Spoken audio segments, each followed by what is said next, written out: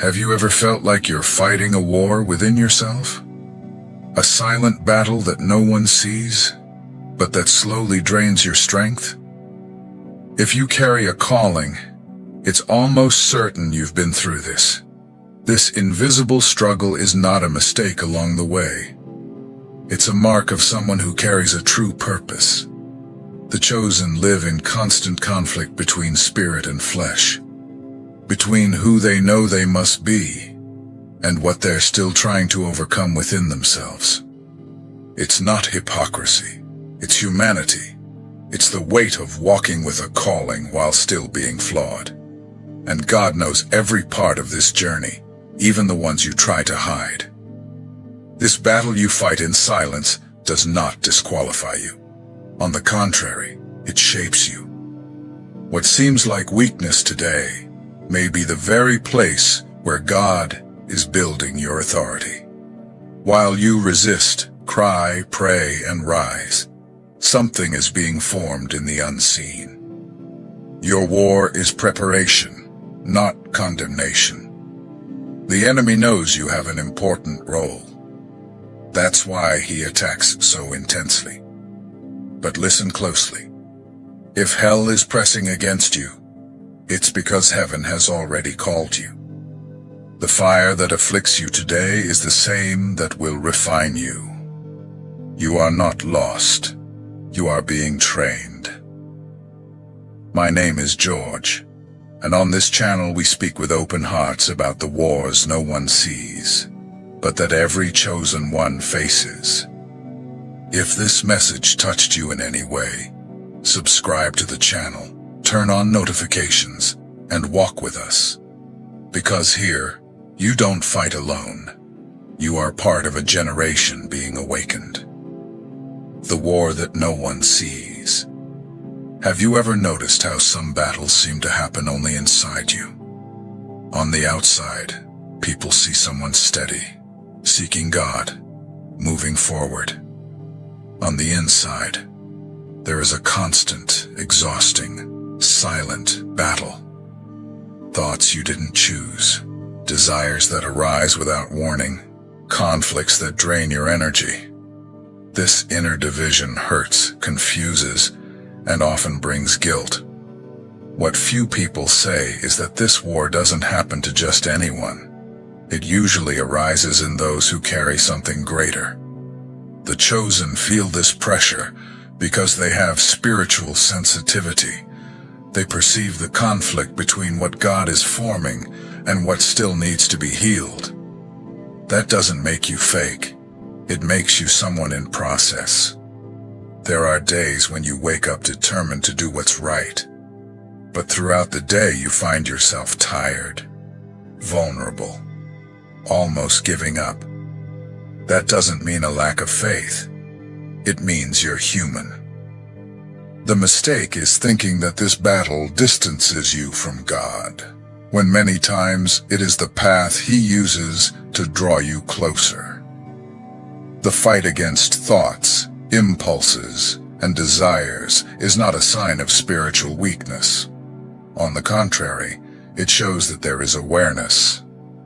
Those who don't fight have usually already given in. The conflict is a sign of resistance. As long as you still feel bothered, still feel the weight, still try to rise, something inside you is alive and hasn't accepted surrender. The chosen usually fight wars in sensitive areas, because that's where growth lies. God works where it hurts, where it presses, where you can't solve things on your own. It is in this place that dependence is born.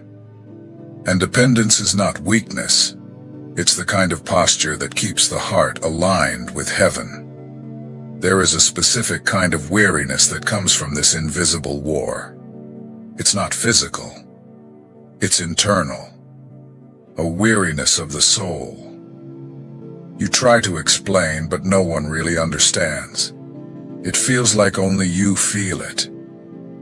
This burden causes many to go silent, isolate themselves, pretend everything is fine. But prolonged silence can hurt more than the battle itself. It's important to understand that fighting does not put you outside of your purpose. Giving up does. The path of the chosen is not the absence of battle, but faithfulness in the midst of it. Even stumbling, you keep trying. Even confused, you don't give up. This silent consistency builds something deep within you, even if no one sees it. God is not disappointed when you fight. He draws near.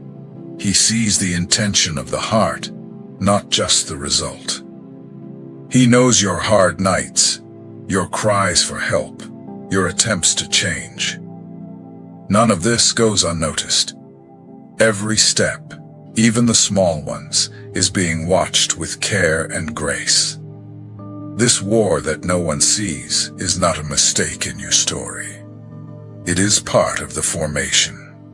One day, you will look back and understand that it was in this invisible battlefield that your strength was born. Not as someone perfect, but as someone real, healed, aware, and prepared to sustain what God has decided to entrust to you.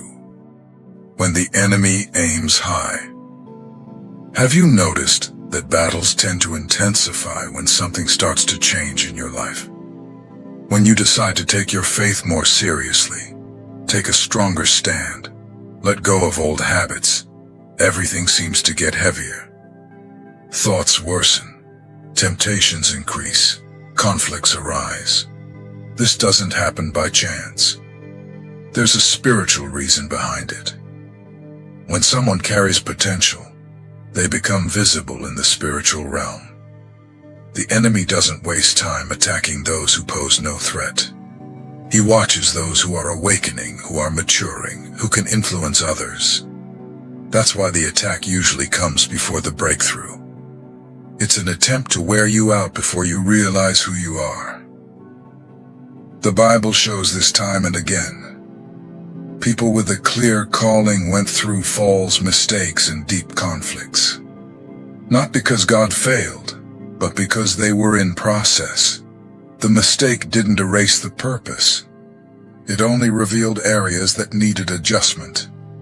Restoration was always part of the plan, even when the fall seemed final. Some are strong in visible areas, but vulnerable in internal parts. The heart, desires, and silent choices are usually the most attacked fields. This happens because the enemy knows that destroying from within is more effective than attacking from without. When the mind falls, the body follows. When the heart gives in, everything else falls apart. Spiritual warfare is not limited to what you see. Many times, it happens in repetitive thoughts, excessive guilt, the constant fear of failing. This weakens you little by little. The goal is not just to make you sin, but to make you believe it's no longer worth trying. Being attacked doesn't mean abandonment. It means directed attention. Something in you is drawing attention in the unseen realm. There is value, there is potential, there is purpose. If there were nothing to be stopped, there would be no effort to stop you. This understanding changes the way you face the battle. The danger lies in thinking that falling means the end. It doesn't. Falling reveals humanity, not the absence of a calling. What defines your journey is not the stumble, but the decision to get back up. The enemy wants to convince you that the fall is the end. God works to show that it can be part of your growth. There is a strength being developed as you resist. Even when it seems like you haven't moved forward, something has been strengthened. Discernment, maturity, spiritual sensitivity. All of this is born under pressure. The attack doesn't create the purpose, but reveals how real it is. When the enemy aims high, it's because the destiny is also high. You are not fighting in vain. Something is being protected, refined, and prepared inside you. Keep going, even tired, even in silence. The formation is happening exactly in that moment, when you decided not to give up. The invisible battle for purity. Purity is not just a spiritual ideal, it is a weapon. In times where everything is exposed and external appearances are valued, keeping the heart clean has become an act of courage. Those who fight for purity are protecting something precious, their purpose, and the enemy knows that. That's why this battle is so frequent and so silent. Many don't understand the weight of this war. They think it's just about avoiding sin, but it's much more than that. It's about protecting the place where God dwells. The chosen one's body is a temple, and the temple needs to be free so that God's flow can happen. When the foundation is clean, heaven has room to move. The fight against lust, impure thoughts, silent addictions. All of that may seem small to those watching from the outside, but for the one who feels it in their own skin, it is exhausting, it is real, it is daily. The war happens when no one is watching. It's in the bedroom, on the phone, in the thoughts before sleep.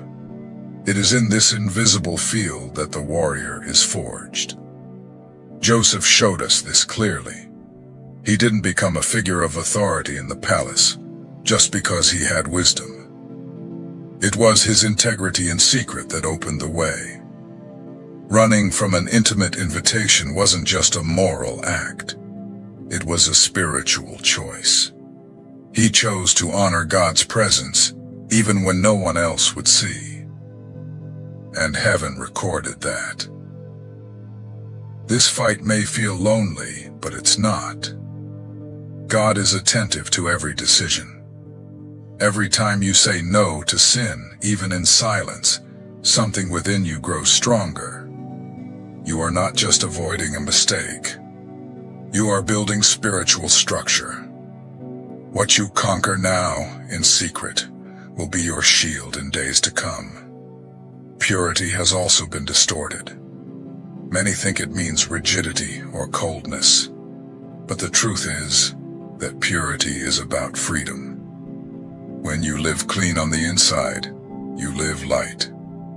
You live without burdens, without guilt, without chains. That doesn't mean you never fail, but that you've learned to always return to the right place. The enemy will try to convince you that this war is impossible to win. He'll make you think you've gone too far, that it's no longer worth fighting. But he lies. God's grace is greater than your worst moment. There is still time to get up, still time to choose again. Every decision toward purity is a seed. Even if no one sees it now, it will bloom. At some point, what you protected in secret will be honored publicly. God does not ignore sincere effort. And sooner or later, your faithfulness in the unseen will become the foundation for your advancement in the seen. Purity is not about perfection. It's about intention. It's about a clean heart, even with scars. It's about returning to the light, even after walking through darkness. This battle is worthy. It shows that you are spiritually alive. Keep going. Even if you stumble, even if you cry, there is honor waiting for those who decide not to be corrupted. Paul's thorn and God's furnace. There are pains no one sees, but that accompany us every day. Paul called it a thorn in the flesh, a discomfort, a limit, a constant struggle. Even with everything he experienced in God, with deep revelations and miracles, he still carried something that broke him on the inside. This shows us that being anointed does not exclude pain. Paul prayed for deliverance, but God did not remove the thorn. He responded with grace. That reveals a different kind of love. A love that does not remove the process, but sustains within it. God knew that that pain would keep Paul in the right place. Sometimes pain saves us from the pride that victory would bring. Maybe you carry something similar. A recurring temptation, an area of weakness, an emotional pain. Something that doesn't go away with time, but stays with you. That doesn't mean God has abandoned you. It may be quite the opposite. It may be that this thorn is the constant reminder that you need to lean on Him. Isaiah 48:10 says that God tests us in the furnace of affliction. That means there is a kind of fire that doesn't come to destroy, but to shape. Gold is placed in extreme heat, because that's where its impurities are removed. It's the process that purifies it, that prepares it to be used for something greater. It is in this fire that many of the chosen ones find themselves today. They feel they're at their limit, tired, burning on the inside. But God is there too. He doesn't watch from afar. He walks alongside. He strengthens when no one else can. Sometimes it is in the moment of desperation that we feel the deepest care. This kind of struggle strips away all self-sufficiency. It makes us dependent. It makes us return to the altar with sincerity. It keeps us from trusting in ourselves and pushes us into the arms of God. And that is the safest place. When we are weak, He shows Himself strong. When we have nothing left, He reveals Himself as everything. God doesn't demand perfection. He seeks truth. He wants a heart that recognizes its need. Paul, with his thorn, kept preaching, healing, planting churches. He didn't stop because of the pain. He used the pain to remain in the center of God's will. That is spiritual maturity. That is true dependence. If today you feel you are not strong enough, it's okay. Maybe that weakness is making room for God to act more powerfully. Don't fight the process. Understand its value. The fire that burns now in the future will be the reason for your authority. You are being shaped by faithful hands. The thorn doesn't stop you from being used. It only reminds you who sustains you. And that constant reminder is what keeps your heart in the right place. Keep going. You are being healed, refined, and prepared. And everything being done now, even in silence, will echo in heaven and bear fruit on earth. Your scar will be your testimony. The scars you carry today are not proof of failure, but marks of overcoming. They show where you fought, where you fell, and where God lifted you up. Each mark holds a story, and when told truthfully, it heals. Because what was conquered with God has the power to free those who are still bound. Some people hide their past out of fear of judgment, as if only the perfect could be used by God. But that's not what He's looking for. God chooses the broken, those who know what pain is, because they are the ones who have compassion. They are the ones who understand the wounded soul of another warrior. Your testimony doesn't start after the victory. It starts in the middle of the war, when you decide to keep going even without strength. The decision not to give up is already a cry of faith. Every step toward the light, even wounded, is a silent sermon. Heaven records everything. None of your tears were in vain. Maybe you look at your story and feel ashamed of parts of it. But know this. What shames you today may be what God will use tomorrow to lift others up. The falls you overcame, the pits you climbed out of, the addictions you faced, all of that can become fertile ground to heal someone. Revelation 12:11 reminds us that we overcome by the blood of Jesus and the word of our testimony. That means what you've lived through has value. Your words carry authority when they come from someone who's already been on the ground. When you speak truthfully, your testimony becomes a weapon in God's hands. Many people need to hear that they are not alone, that it's possible to fall and still be loved, that it's possible to fail and still have value. Your story, told with courage, is like a bridge.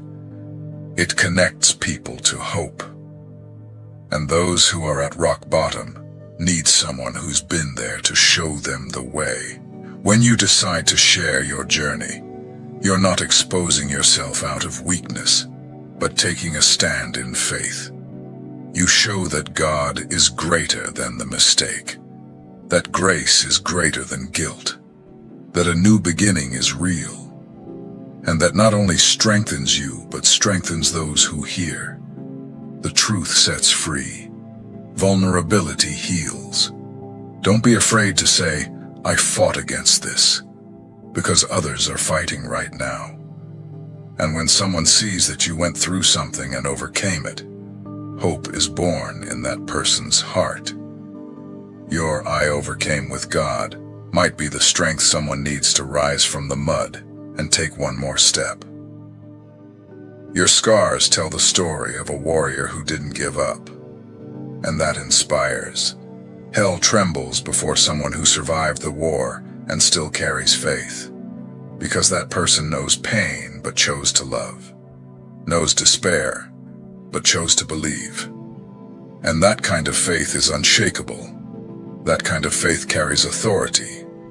So if today you feel small because of your past, change your perspective. You are alive. You are standing. And everything that marked you is being turned into a tool in God's hands. Speak of your journey. Share your victory. Your scar is proof that God didn't just heal you. He prepared you. The battle is your ordination. You may think that this war is disqualifying you, but in truth, it's qualifying you. The very attack is proof that you carry something powerful. The enemy doesn't bother with those who are standing still. He targets those who have a destiny. The intensity of the battle shows the greatness of the mission. God is forging you. Just as a soldier goes through intense training before entering battle, you are being shaped to carry something that many wouldn't be able to bear. The weight of glory requires preparation, and that preparation is often painful, but it is necessary. God doesn't waste suffering. He turns everything into purpose. You may not see it yet, but in the exact place where you feel the weakest, God is writing your greatest victory. It is there where you stumble that He is digging the ground to plant the ministry to come. The war that wears you out today will be the field where you will set others free tomorrow. The battle is not a sign that you are far from God. It's a sign that He trusts you. If He allowed you to enter this battlefield, it's because He knows that there is strength within you to win. It's not about deserving. It's about being willing. God doesn't choose the ready. He prepares the willing. So, resist, cry out, rise up. Look at this war with new eyes. It is not your shame, it is your consecration. Every fall, every right choice, every silent prayer at dawn is being written before heaven. And soon, the world will see what God has been forming in secret. Trust. Everything is under control. Your calling is greater than your struggle. Every time you think about giving up, remember, you weren't called to merely survive, but to overcome. There is a purpose greater than your pain. a destiny greater than your struggle. God didn't choose you because you were the strongest. He chose you because he saw in you a heart that, even wounded, still chooses to keep going. Every time you say no to what weakens you, you are saying yes to heaven. Every time you fall and run into God's arms, you prove that your identity is not in the fall, but in your response. It's not about fighting perfectly. It's about never stopping the fight. It's about always returning when you stray. God's grace isn't waiting for you to get everything right to then use you. It is strengthening you now in the midst of the confusion, the pain, the weakness.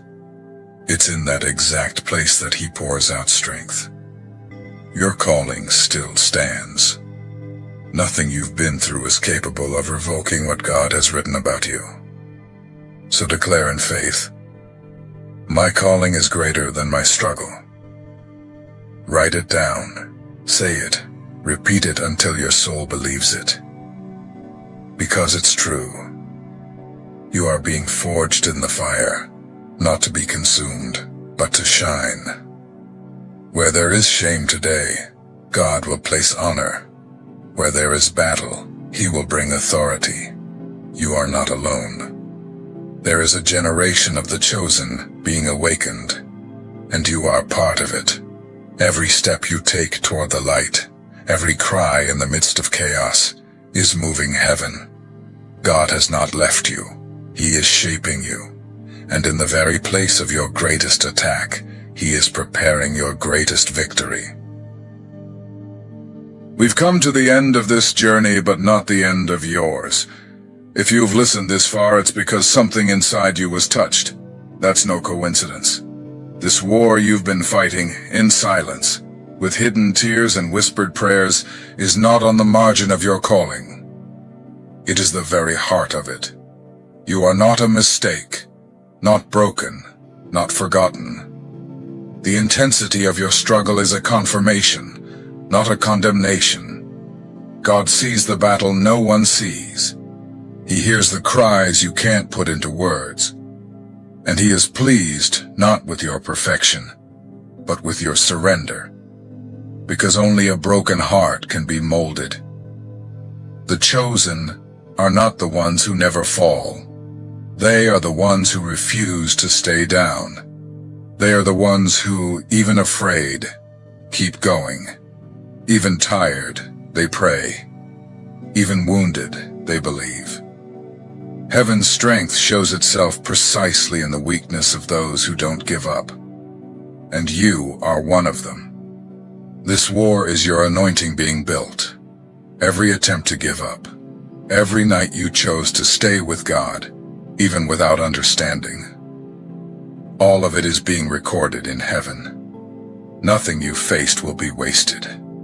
Your pain is being turned into authority. Your scar will become direction for others.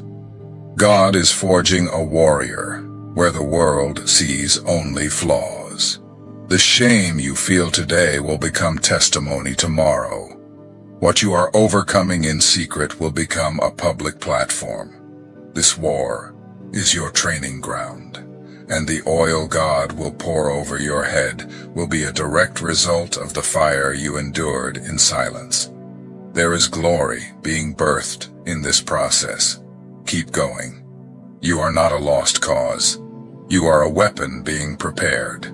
And hell trembles at someone who keeps saying yes to God even in the midst of war. Heaven chose you before you had strength. And now, even weak, he sustains you. You are not weak, you are forged. And where there is fire, God is at work. So don't be ashamed of where you are. Have hope in where God is taking you. What seems like confusion today will be clarity tomorrow. What hurts now will later be healing for others. Don't give up on the process just because it's hard. Every true glory first passes through the anonymity of the inner battle. And now, I want to hear from you. What part of this message spoke to you the most? At what point in the struggle did you relate? Comment below and write, "I am chosen and I keep fighting." Or share which truth touched your heart the most. Your response may be exactly what another warrior needs to read today.